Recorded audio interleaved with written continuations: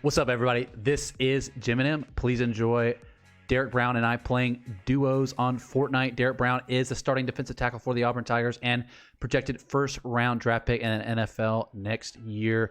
Derrick discusses everything from his injuries heading into the Texas A&M game to who's the best gamer on the team to transfers to a bunch of other stuff. Please enjoy War Eagle next as well.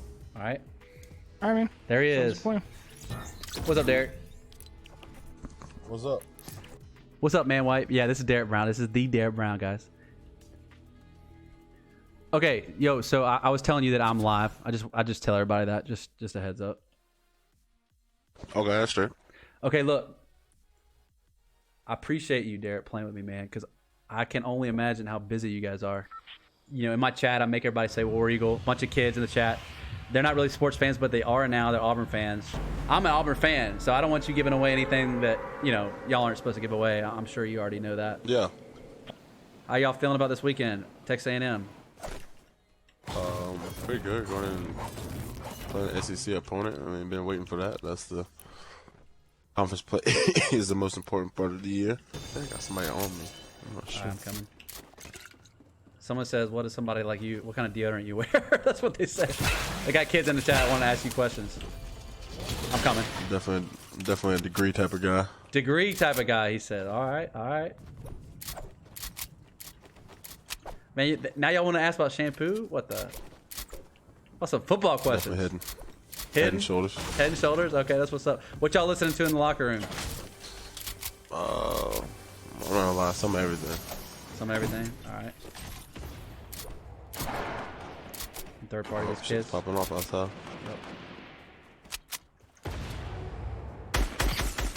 Yep. 26.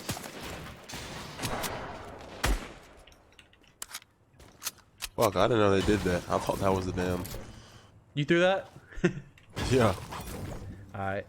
I don't have a ton of mats, so I'm gonna push up this ramp.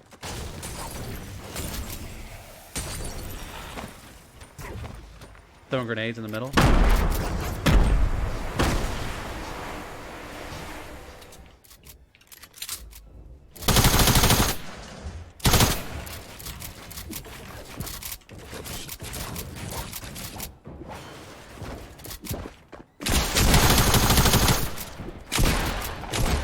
Got him. There's still more guys though. Is that your stinks? No. His teammate right here. Teammate right here on me. Okay. It's not, I don't know. I think he fell out. He's going through the house.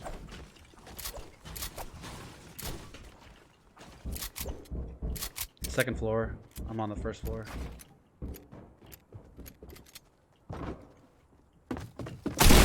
Nice. Good shot. Good Got shot. his Good shot. ass. The reports I've read, all these offenses are scripting their first series versus you guys, and it seems to be the only series that they're successful. You guys are pretty much dominant outside of just the first series. What can you do for that? Like, if a team scripts an entire series, like, does that make it a little more difficult? I mean, I think you just gotta. It's all about how you get off to the start. I mean, because you're gonna play the game based off of tendencies at the beginning of the game, and then if you don't, and then like teams, they like to jump out and run a whole bunch of new stuff whenever they play against us to break all their tendencies. So I mean, you gotta kind of show that you can defend against that stuff that they're trying to install, and you know, get them back to doing what they usually do.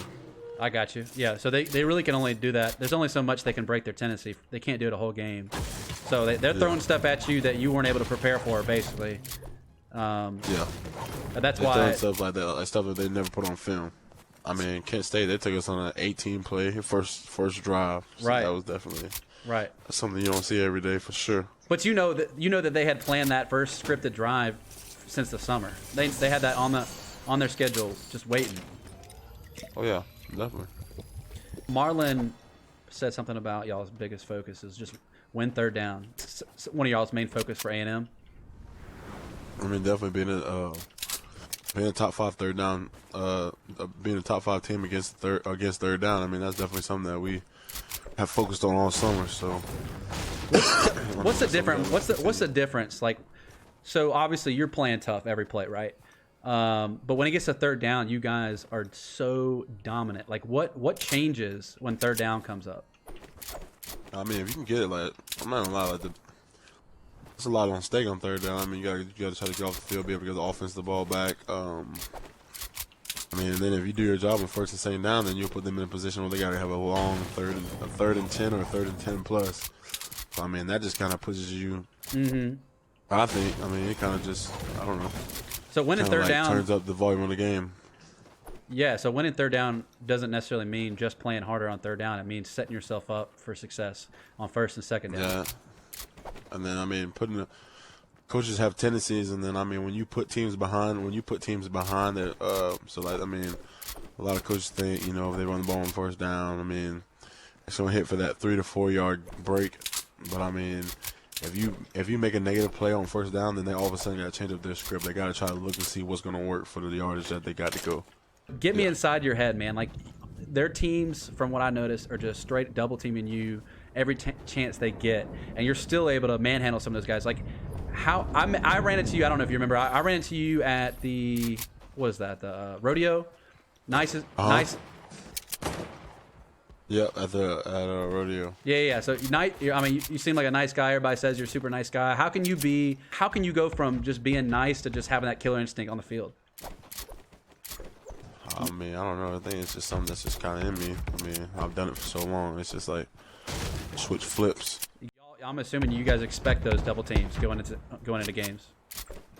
I mean, definitely, especially with folks talking about us being such a highly touted defensive line group. Yep. I mean, I definitely prepare for that comeback for the season. I mean, sometimes people will do whatever it takes to prevent you from having stats, and I mean, that's just the way it works. I mean, you got to be able to do your job still, no matter what the frustration that comes along with that. You got to be able to do your job and make sure that you allow other guys to be able to do their job and have opportunities as well. We got guys shooting us from both angles. Yeah, I see. I'm gonna go take one of these guys out. Oh, just kidding. Of course, he hit me every shot in the air. Oh my God, are you?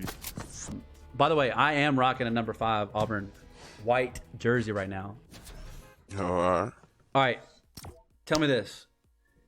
I mean, you could have gone first round pick last year. Decided to come to Auburn. We were all ecstatic, obviously. What kind of went behind that decision? I mean, I just want to be able to finish my degree and not have to space out over time. I mean, it would have been a lot of spring if we having to come back and get it when I just loaded up this summer and took 15 hours this summer, and then now I only have 6 hours till I graduate. Well, I have 9 hours till I graduate my major and minor this semester. Oh, that's awesome. So you'll be after this fall, you'll be done? Yeah. Okay. See, that's different. A lot of guys are so focused on the league, it seems, nowadays. That's kind of a rarity to have a guy like you who is going to be in the league at this state, but you're kind of more preparing yourself for more than just football. Life after. Yeah. Yeah, I mean, I think everybody's got to realize this game's going to end someday. Who's your favorite Auburn player of all time? Like, past?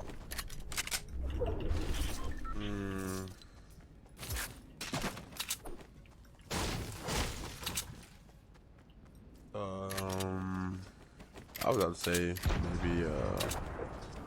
Of course, you guys. I'm a big Bo Jackson fan. Bo Jackson, nice.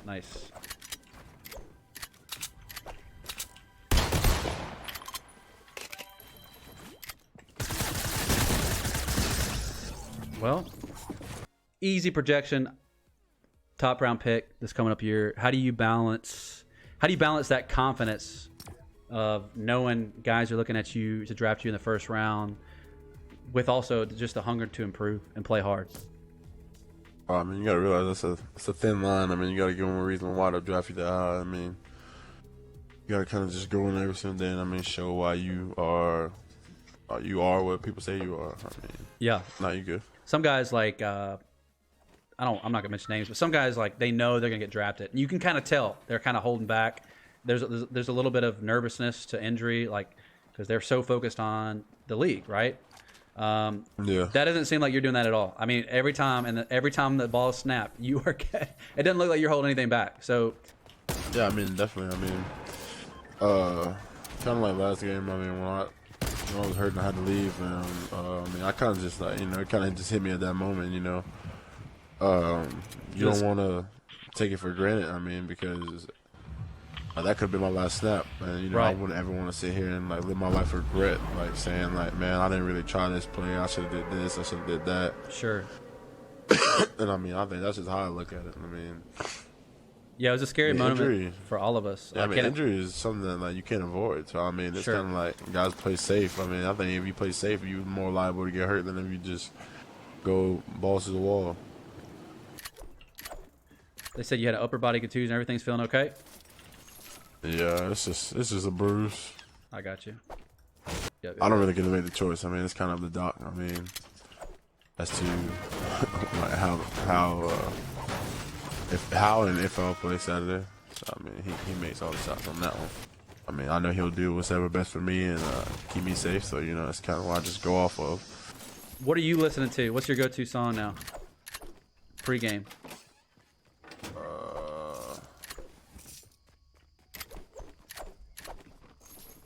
I don't really have a go-to song. I play this. I like "Make It Rain" by Fat Joe. Make It Rain? Oh, okay, a little old school. Wasn't sure you guys knew about that song. Oh yeah. Dezius asked in chat. He says, "Do you think A&M's the first true test?" No shade to Oregon. Nah, I mean, I think Oregon was a very good team. I think really Tulane and Kent State, I mean, they were really good teams with really good game plans. I mean,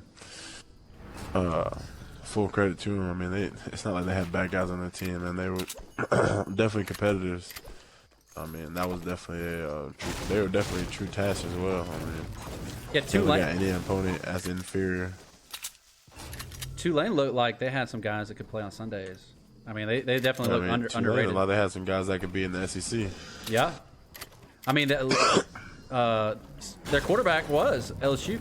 Was an LSU quarterback. Yeah, he was at LSU before he came. Some of their D linemen looked pretty good.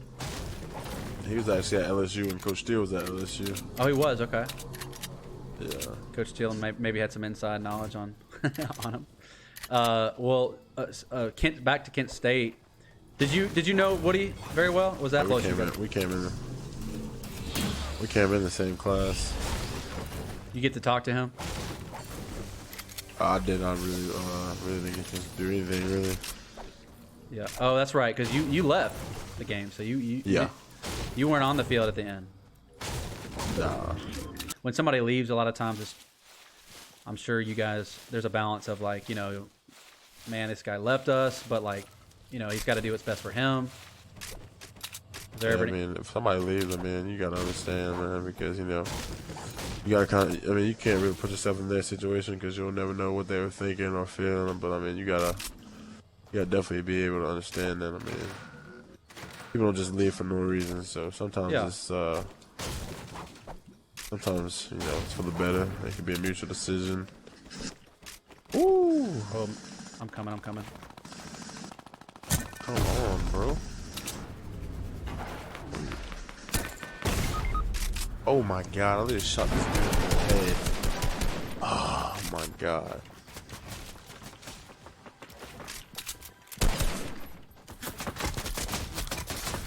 His partner already shot him in the head. This dude on the ground. He's freaking just spamming.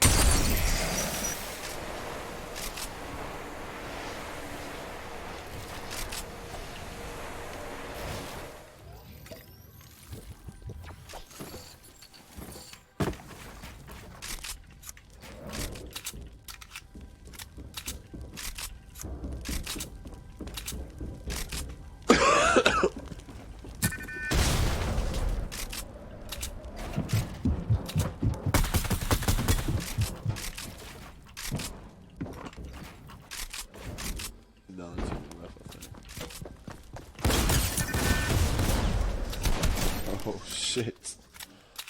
No, you good. I mean, you can play it out. All right. Just sitting here chilling. Who's the best player on the team at Fortnite? Nico. Nick Coe, huh? So Daniel, I think Daniel said the same thing. Oh yeah, definitely. Nico don't play around. Work a little bit like in the past, like decade or so. A lot of times, early rankings tend to. I don't know if it puts too much pressure on the team. Does that bother you guys at all? Do you guys talk about it much? Being in the top 10, or do you just play your game? Just play our game. That's what I like to hear.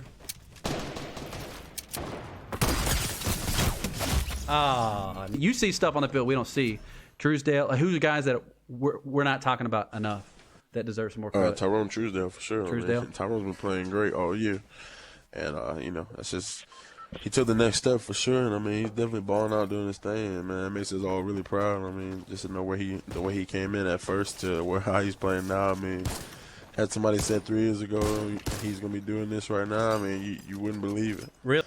It's exciting for me to see that, man. I'm not gonna lie to you. I love Truesdale like a brother, so I mean, it's that's awesome. Crazy to see like how much he's come along. You say you love him like a brother. Auburn's like motto has always been about like family.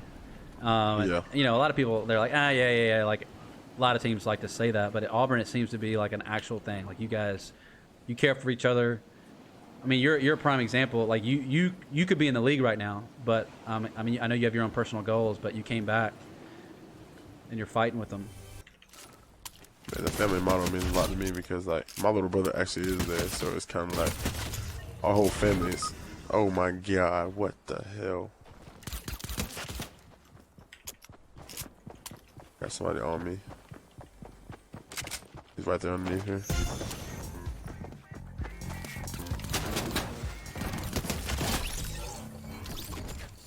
I mean, I think all season, all everybody could talk about was the weakness of the linebackers. And I mean, I think now everybody's starting to see it wasn't necessarily a weakness. Oh, yeah. I don't see it as a weakness at all. I mean, KJ's been preparing for this moment for a while, too. So it's not like I would definitely think so. Saban said in an interview last week, he said if he could do one thing different in his entire coaching career, it would be to not leave LSU. Dang. Why would he say that? Like, I mean, how do you think Alabama... I'm just kind of talking out loud. Alabama fans would feel about that if their coach is saying... Who said that? Saban. He came out and said if he could do one thing different over in his entire career, it would be to not have leave LSU. That's pretty interesting. I think Coach Saban's an interesting dude. I mean, he knows how to get it done. Yeah, I mean, I think you're going to go into... Regardless of the fact, you're going to go in there, you're going to go into a hostile environment. So, I mean, crowd noise, no crowd noise. I mean... You guys still be able to do your job. That's what they brought you here for. No. That's him. There you go. Yeah. Y'all probably going to get off. I got to get to watch a little bit of film before I get to lay it down for the night. All right, man. I really appreciate you taking the time. I know you probably just made some Auburn fans, even though they don't like football, in this Twitch chat. But I appreciate you, man. War Eagle. No problem. Appreciate it. War Eagle. Good luck. I'll be cheering y'all on. If you made it this far, you are the real MVP. If you want to see more stuff like this, interviews with other collegiate athletes, professionals, please like and subscribe so you can help make that happen. Thank you guys. Love you. See you next time.